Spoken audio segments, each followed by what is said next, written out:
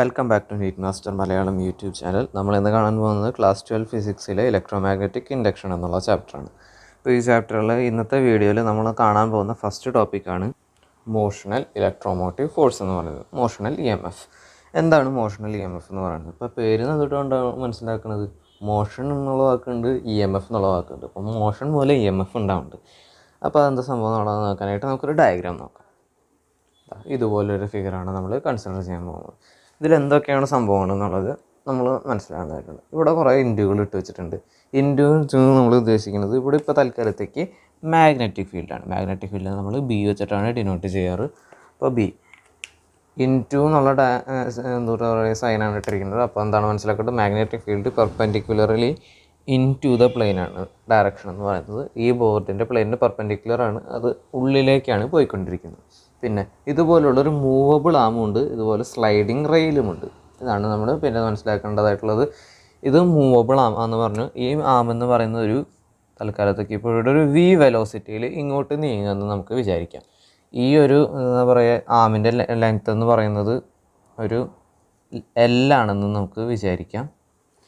അതോടൊപ്പം തന്നെ ഈ ഡിസ്റ്റൻസ് എന്ന് പറയുന്നത് എന്താണ്? ഈ റെയിലുകളുടെ ഇവിടെ തൊട്ട് ഈ ആമിൻ്റെ അറ്റം വരെയുള്ള ഡിസ്റ്റൻസ്, ഈ ഒരു ഡിസ്റ്റൻസ് ഇത് X ആണെന്ന് വിചാരിക്കാം. അപ്പോൾ ഒരു കാര്യം മനസ്സിലാക്കേണ്ടതായിട്ടുണ്ട്. ഈ ആം ഇങ്ങോട്ട് നീങ്ങണ കാരണം ഈ എക്സിൻ്റെ എന്താ പറയുക വാല്യൂ കുറഞ്ഞു വരും. കാരണം ഇത് ഇങ്ങോട്ട് നീങ്ങി വരുമ്പോൾ ഈ ഡിസ്റ്റൻസ് കുറഞ്ഞു വരികയാണ്. അപ്പോൾ എന്തൊക്കെയാണ് നമ്മൾ മനസ്സിലാക്കേണ്ടതായിട്ടുള്ളത്?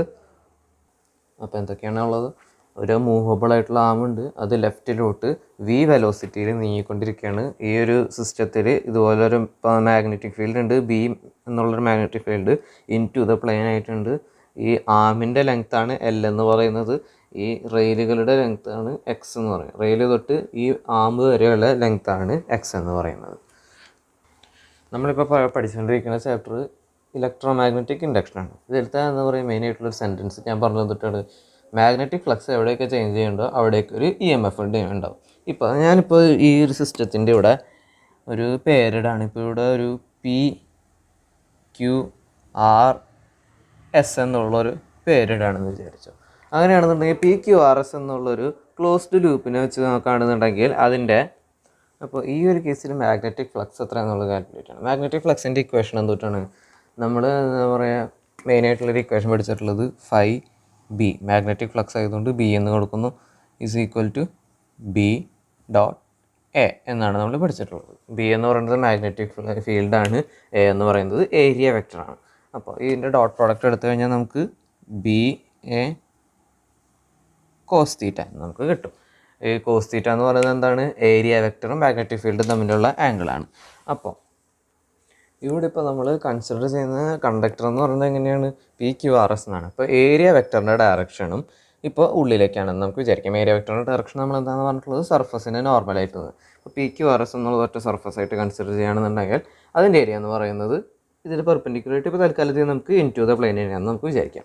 അങ്ങനെയാണെന്നുണ്ടെങ്കിൽ എന്താണ് നമുക്ക് കാണാൻ പറ്റുക? മാഗ്നറ്റിക് ഫീൽഡ് Bയും ഇൻറ്റു ദ പ്ലെയിനാണ്, ഏരിയ വെക്ടറും ഇൻറ്റു ദ പ്ലെയിനാണ്. അപ്പോൾ എന്താ നമുക്ക് മനസ്സിലാക്കാൻ പറ്റുക? തീറ്റ എന്ന് പറയുന്നത് 0 ഡിഗ്രിയാണ്. അപ്പോൾ cos θ ആയതുകൊണ്ട് cos 0 1 ആണ്. അപ്പോൾ നമ്മുടെ ഫ്ലക്സ് എന്ന് പറയുന്നത് BA എന്ന് നമുക്ക് കിട്ടാം. അപ്പോൾ ഈ A എന്ന് പറയുന്നത് എന്തൊട്ടാണ്? ഈ ഒരു സർഫസിൻ്റെ ഏരിയ. ഇതിപ്പോൾ തൽക്കാലത്തേക്ക് ഇവിടെ റെക്റ്റാങ്കുലർ ഫിഗറാണ് നമുക്ക് കിട്ടിയിരിക്കുന്നത്. റെക്റ്റാങ്കിളുടെ ഏരിയ കണ്ടുപിടിക്കാനായിട്ടുള്ള നമ്മൾ ഇക്വേഷൻ അറിയാം, ലെങ്ത് ഇൻറ്റു ബ്രെഡ്ത്ത്. അപ്പോൾ ഇവിടെ ലെങ്ത് എന്ന് പറയുന്നത് X ആണ്, ബ്രെഡ്ത്ത് എന്ന് പറയുന്നത് L ആണ്. അപ്പോൾ ഞാൻ വരച്ച പടം കാരണമാണ്. ഇപ്പോൾ എന്തായാലും ഇത് രണ്ടിൻ്റെയും പ്രോഡക്റ്റാണ് നമുക്ക് ഏരിയ. അപ്പോൾ നമുക്ക് ഫ്ലക്സിൻ്റെ ഇക്വേഷൻ എഴുതാൻ പറ്റും, എന്തെന്ന്? B × L × X എന്ന്. അപ്പോൾ ഇതാണ് നമ്മുടെ ഫ്ലക്സിൻ്റെ ഇക്വേഷൻ എന്ന് പറയുന്നത്. ഇനി നമ്മുടെ എന്താണ് ഫാരഡേസ് ലോസിൽ പറഞ്ഞത് എന്താണ്? ഈ എന്താ പറയുക ഇൻഡ്യൂസ്ഡ് EMF എന്ന് പറയുന്നത് റേറ്റ് ഓഫ് ചേഞ്ച് ഓഫ് ഫ്ലക്സിന് പ്രൊപ്പോർഷണലാണ് എന്നും പറഞ്ഞിട്ട് നമ്മൾ ഇക്വേഷനൊക്കെ എഴുതിയിരുന്നത്. എന്തെന്ന്? മാഗ്നിറ്റ്യൂഡ് വൈസായിട്ടാണ് എഴുതണമെന്നുണ്ടെങ്കിൽ മോഡുലസ് ഓഫ് E = dφ/dt എന്ന് നമ്മൾ പഠിച്ചു. ഇനി മാഗ്നിറ്റ്യൂഡ് അല്ല മോഡുലസ് മാറ്റുകയാണെന്നുണ്ടെങ്കിൽ നമുക്ക് കൃത്യമായിട്ടുള്ളത് കിട്ടും, എന്തെന്ന്? E = -dφ/dt എന്ന്. അപ്പോൾ നമുക്ക് അങ്ങനെ അത് വെച്ചിട്ട് ഡിറൈവ് ചെയ്യാം എന്താണ് മോഷണൽ EMFൻ്റെ ഇക്വേഷൻ എന്നുള്ളത്. അപ്പോൾ നമ്മളെന്താണ് പറഞ്ഞത്? E = -dφ/dt. ഇതാണ് ഫാരഡേസ് ലോയിൽ നമുക്ക് കിട്ടിയിരിക്കുന്നത്. ഇനി ഫൈ ബി എന്താണെന്നാണ് ഇപ്പം എന്നെ പറഞ്ഞത് ബി എൽ എക്സ് ആണെന്ന്. അപ്പോൾ എന്താണ് നമുക്ക് ചെയ്യാൻ പറ്റുക? Minus d by D t of B L x. ഇനി ബി എന്ന് പറയുന്നത് ഈ ഒരു ആം എത്ര നീങ്ങിയാലും ബി എന്ന് പറയുന്നത് ഒരു കോൺസ്റ്റൻ്റ് ആണ് ഈ ഒരു കേസിൽ കേട്ടോ. ചിലപ്പോൾ ക്വസ്റ്റ്യൻസിൽ ഇതിപ്പോൾ കണ്ടു കഴിഞ്ഞാൽ അറിയാം നമുക്ക് യൂണിഫോം മാഗ്നറ്റിക് ഫീൽഡാണ്. ഇനി ചില കേസിൽ ഇത് യൂണിഫോം ആവില്ലേ, ഇവിടെ കുറച്ച് ഘടിപ്പിച്ചിട്ട് ഇവിടെ എന്താ പറയുക വിട്ടിട്ട്, അല്ലാന്നുണ്ടെങ്കിൽ മാഗ്നറ്റിക് ഫീൽഡ് എന്താ പറയുക എക്സ് വേരി ചെയ്യുന്നതിനനുസരിച്ച് എങ്ങനെയാണ് വേരി ചെയ്യുന്നത് എന്നുള്ളതൊക്കെ കൊടുത്തിട്ടുള്ളതായിരിക്കും. പക്ഷേ ഈ ഒരു കേസിൽ ഇപ്പോൾ യൂണിഫോം ആണ്. അതായത് എന്താണ്, മാഗ്നിറ്റ്യൂഡ് വൈസ് കൺസിഡർ ചെയ്യുകയാണെന്നുണ്ടെങ്കിൽ ബി ഒരു കോൺസ്റ്റൻ്റ് ആണ്. എൽ എന്ന് പറയുന്നത് ഈ ഒരു മൂവബിൾ ആമിൻ്റെ ലെങ്ത് ആണ്, അതും ഒരു കോൺസ്റ്റൻ്റ് ആണ്. അപ്പോൾ ബിയും എല്ലും ഒരു കോൺസ്റ്റൻ്റ് ആണ്. അപ്പോൾ നമ്മൾക്ക് ഇവിടെ വി വെലോസിറ്റി എന്ന് പറയുന്ന വി ഇങ്ങോട്ടാണ് നീങ്ങിക്കൊണ്ടിരിക്കുന്നത്. അപ്പോൾ വേരി ചെയ്യുന്ന ഒറ്റ ക്വാണ്ടിറ്റി ഉള്ളൂ, അതെന്ന് പറയുന്നത് എക്സ് ആണ്. അപ്പോൾ നമുക്ക് ഈ ഒരു ഫോമാറ്റിനെ ഇതിങ്ങനെ എഴുതാൻ പറ്റും. എന്തെന്ന്, minus B L into D X divided by D T. ഇനി D X by D T എന്ന് വെച്ചാൽ ഈ ഒരു ഡിസ്റ്റൻസ് എന്ന് പറയുന്നത് ടൈമിനെ വിത്ത് റെസ്പെക്റ്റ് നോക്കുകയാണെന്നുണ്ടെങ്കിൽ വേരി ചെയ്യുന്ന റേറ്റിനെയാണ് D X by D T എന്ന് നമ്മൾ ഡിനോട്ട് ചെയ്യുന്നത്. അതെന്താണ് സാധനം, ഈ വെലോസിറ്റി അല്ലേ. അപ്പോൾ നമുക്ക് എന്തെന്ന് എഴുതാൻ പറ്റും. പിന്നെ ഒരു കാര്യം മനസ്സിലാക്കേണ്ടതുണ്ട്, ഈ എക്സ് എന്ന് പറയുന്നത് ചെറുതായി വരാണ്. D X by D T എന്ന് പറയുന്നതിനെക്കുറിച്ച് ഇതെന്ന് പറയുന്നത് ഒരു ഇൻഫിനിറ്റെസിമലി സ്മോൾ ആയിട്ടുള്ളൊരു എലമെൻറ്റിനെയാണ് നമ്മൾ d X by D t എന്നുള്ളത് വിചാരിക്കുന്നത്. ഇനിയിപ്പോൾ അതിന് എന്താ പറയുക, ഡെൽറ്റ വെച്ച് ഡിനോട്ട് ചെയ്യുകയാണെന്നുണ്ടെങ്കിൽ എന്താ മനസ്സിലാക്കേണ്ടത്, x2 മൈനസ് x1 എന്നാണ് നമ്മൾ മനസ്സിലാക്കേണ്ടത്. അത് അവിടെ എഴുതിയാൽ കാണില്ല. അപ്പോൾ നമുക്ക് കുറച്ച് ഉയർത്തി എഴുതാം. x2 മൈനസ് x1 എന്നാണ് നമ്മൾ യൂഷ്വലി ഡിനോട്ട് ചെയ്യുക. x2 എന്ന് പറയുന്നത് എന്താണ്, T2 ടൈമിലുള്ള എന്താ പറയുക എക്സ് ആണ്. ഇവിടെ നോക്കുകയാണെന്നുണ്ടെങ്കിൽ കുറച്ച് സമയം കഴിയുമ്പോൾ ഈ എക്സ് എന്ന് പറയുന്നത് കുറഞ്ഞു വരികയാണ്.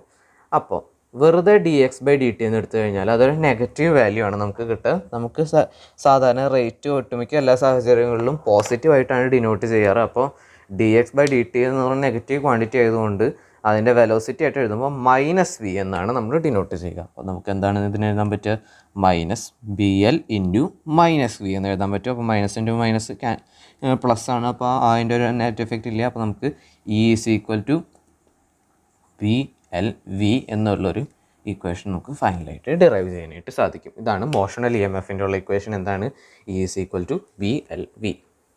ഇനി ഇതേ സാധാരണ തന്നെ നമ്മുടെ NCERT ബുക്കിൽ ഇതുപോലെ അല്ലാണ്ട് വേറൊരു രീതിയിൽ എക്സ്പ്ലെയിൻ ചെയ്തിട്ടുണ്ട്. ഇതും എക്സ്പ്ലെയിൻ ചെയ്തിട്ടുണ്ട്, വേറൊരു രീതിയിലുണ്ട് ലോറൻസ് ഫോഴ്സ് ഉപയോഗിച്ചിട്ട്.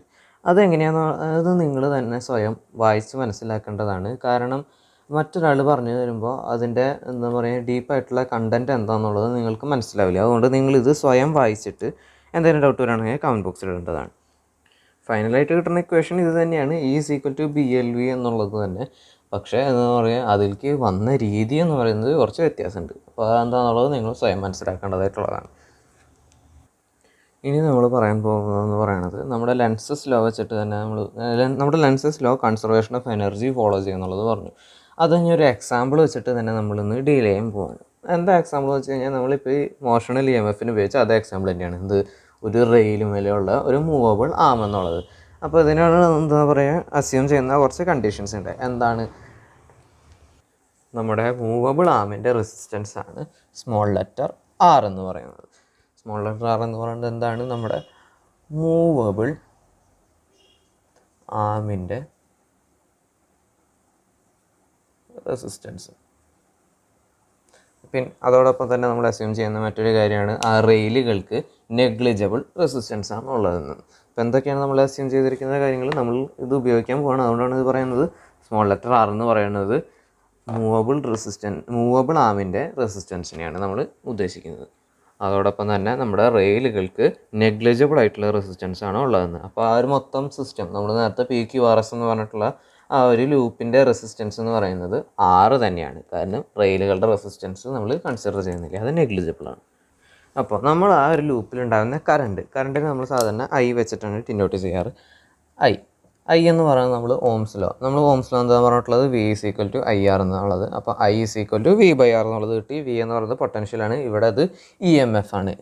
ഇവിടെ E ഡിവൈഡഡ് ബൈ R. നമ്മുടെ ലൂപ്പിൻ്റെ റെസിസ്റ്റൻസ് എന്താണ്, സ്മോൾ ലെറ്റർ R ആണ്. അപ്പോൾ I is equal to E/R. പക്ഷേ നമ്മളത് പറഞ്ഞപ്പോൾ മോഷണൽ EMF ആണ്. മോഷണൽ EMFൻ്റെ കേസിൽ എന്താണെന്ന് നമ്മൾ പഠിച്ചിട്ടുണ്ട്, E is equal to BLV ആണെന്ന് നമ്മൾ പറഞ്ഞു. അപ്പോൾ ഈ Iനെ തന്നെ നമുക്ക് BLV ഡിവൈഡഡ് ബൈ ആർ എന്ന് നമുക്ക് എഴുതാൻ പറ്റും. ബി എന്ന് പറയുന്നത് മാഗ്നറ്റിക് ഫീൽഡ്, എൽ എന്ന് പറയുന്നത് മൂവബിൾ ആമിൻ്റെ ലെങ്ത് ആണ്, വി എന്ന് പറയുന്നത് മൂവബിൾ ആം മൂവ് ചെയ്യുന്ന വെലോസിറ്റിനെയാണ് ആർ എന്ന് പറയുന്നത്. ആ ലൂപ്പിൻ്റെ തന്നെ റെസിസ്റ്റൻസ് ആണ് എന്നുള്ളത് ഓർക്കണം. ലൂപ്പിൻ്റെ തന്നെ റെസിസ്റ്റൻസ് ആണ്.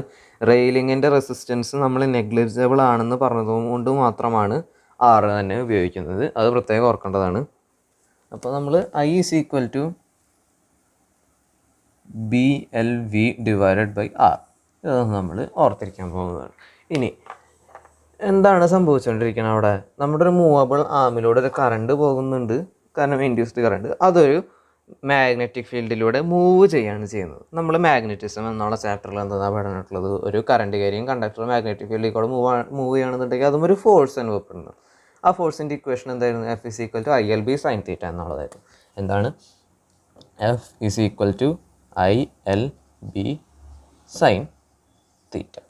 ഇനി സൈൻ തീറ്റ എന്തുട്ടായിരുന്നു? എല്ലിനും ബിക്കും ഐ എല്ലിനും ബിക്കും ഇടയിലുള്ള ആംഗിൾ എന്ന് പറയുന്നത്. ഇവിടെ എന്ന് പറയുന്നത് ആ ഒരു കേസിൽ നമ്മുടെ ഫിഗർ ഒന്നുകൂടി ഓർക്കുകയാണെന്നുണ്ടെങ്കിൽ നമുക്ക് മനസ്സിലാക്കാൻ സാധിക്കും എന്തെന്ന്, ഐ എല്ലും ബിയും തമ്മിൽ പെർപെൻഡിക്കുലർ ആണ്. അപ്പോൾ തീറ്റ എന്ന് പറയുന്നത് 90 ഡിഗ്രിയാണ്. അപ്പോൾ സൈൻ തീറ്റ എന്ന് പറയുന്നത് 1 ആയിരിക്കും. അപ്പോൾ നമുക്ക് ഫോഴ്സ് നേരിട്ട് ഇങ്ങനെ തന്നെ എഴുതാൻ പറ്റും. എങ്ങനെ?